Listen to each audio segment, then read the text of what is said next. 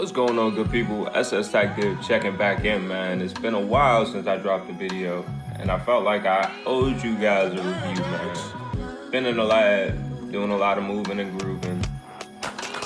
But today we come to you guys with a Mac 9 DS Comp review. This is the 4.25 inch model by Military Armament Corporation, man.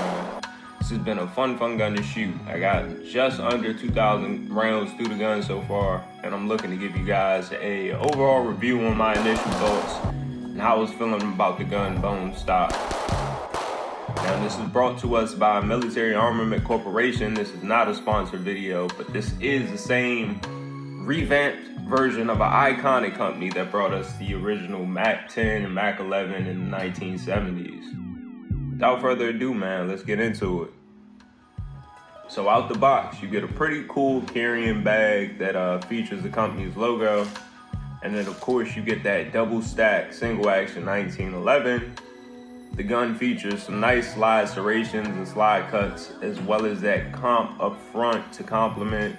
The Springfield mag isn't included, but we'll get to that in a second. Overall though, aesthetically, I think for the money spent, you definitely get a good looking gun. Firearm is clear. Of course, this is a 9mm target crown bull barrel. You get a nice smooth finish on the gun. I mean, I put some rounds on this thing and it's holding up just fine. Those black serrated rear and front sights come included, as well as an AOS Armor plate system, which is pretty cool. You get your plates right out the box. You got that flared mag well as well, which actually proved pretty beneficial for reloads. Trigger pull, I'm hearing it's coming in at 4 to 5 pounds. I can't exactly verify that because I haven't weighed mine, but I'll say this. Not the lightest trigger, not the heaviest, but it feels good. Nice crisp break, positive reset, and the travel isn't too bad. Now, something I noticed right out the box is, boy, with those factory springs, this slide is heavy. I mean, you could bring me the world's strongest man, I don't think he'd be able to air rack this thing. Now, that did not mess with functionality at all, as the gun is balanced pretty well and returns to zero pretty smoothly. It's quite snappy, but it returns to zero easily. Comes with two 17-round magazines out the bag. They fit flush with the base plate. Again, that flared mag well kind of helps you to get quicker reloads. That's pretty cool. 17's not bad capacity though.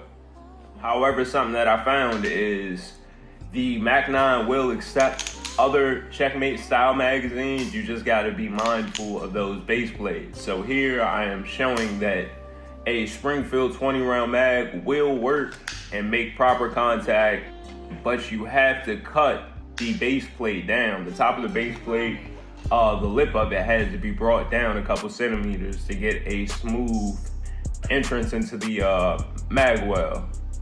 So that's just so you guys know, there are a couple other magazines you can run flawlessly, but you do gotta do some work. Other than that, let's see what other goodies are included. Of course, you get an instruction manual.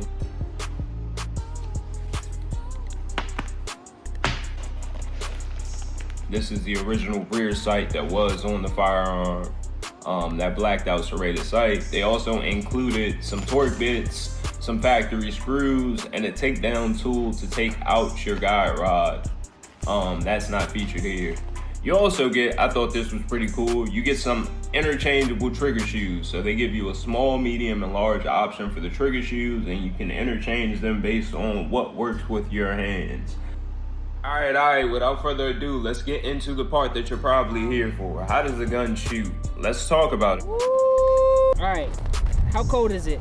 All right, it's 19 degrees, and it says it feels like -2.